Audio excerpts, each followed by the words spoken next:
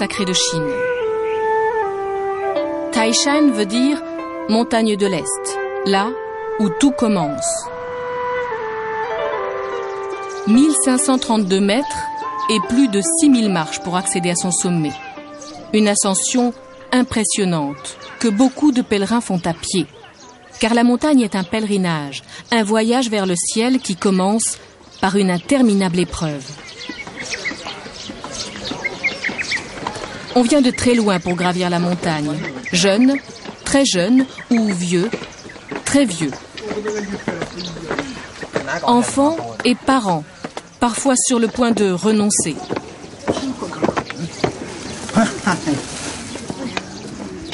Taishan, ce sont d'abord ces marches que grimpent inlassablement aussi les porteurs qui ravitaillent le sommet.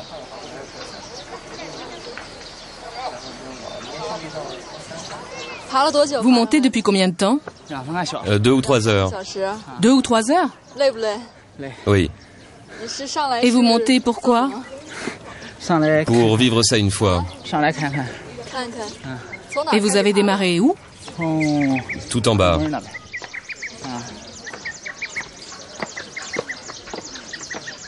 Aux 2/3 de l'escalade, le sans doute plus jeune pèlerin de la montagne récupère, comme ses parents. Eux ont commencé à grimper à mi-pente. Monter avec lui, ce n'est pas trop fatigant? Si. Et pourquoi l'avez-vous amené avec vous? On ne pouvait pas le laisser à la maison. Vous le portez toujours comme ça? Il ne marche pas? Non, il n'a qu'1 an et demi. Et vous venez d'où? De Binzhou. C'est loin? C'est à plus de 200 km.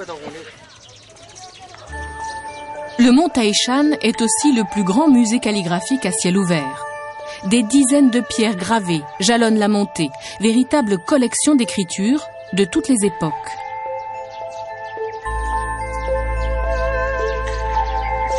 La longue marche des pèlerins a pour but ce temple, le temple de Bixia, la déesse de la montagne. C'est l'un des principaux temples taoïstes de Chine. Des centaines de petits cadenas votifs ont été confiés à la déesse par les pèlerins.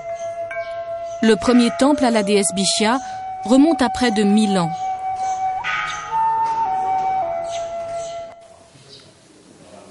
On prie Bixia pour une descendance ou pour une vie sans heurts, pour un peu de paix ou beaucoup de quiétude. La statue est de bronze et d'or, son chapeau d'or et d'argent. «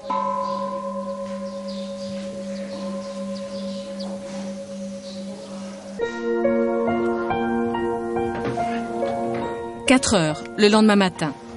La montagne ne dort plus depuis longtemps. Elle se prépare pour une autre cérémonie, grandiose et incertaine. On monte parfois de nuit pour assister au miracle. On dort même sur place.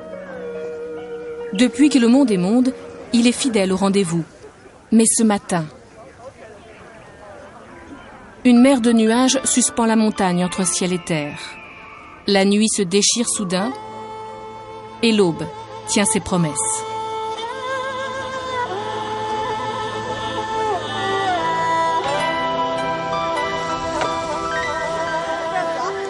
Les photographes n'ont que quelques minutes pour immortaliser l'instant.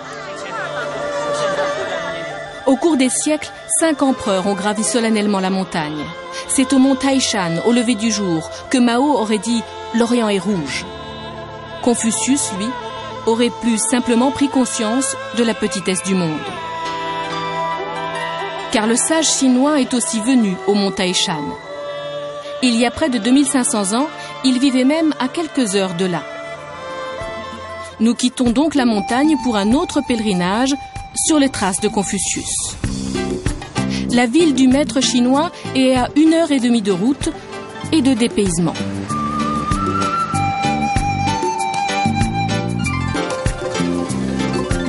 La saison est à la moisson, avec parfois les roues des voitures en guise de batteuses.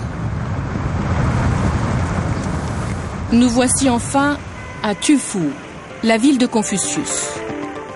Nous sommes à 800 km de Pékin, au cœur de la province du Shandong. Tufu est une petite ville, à peine 200 000 habitants, une bourgade à l'échelle du pays.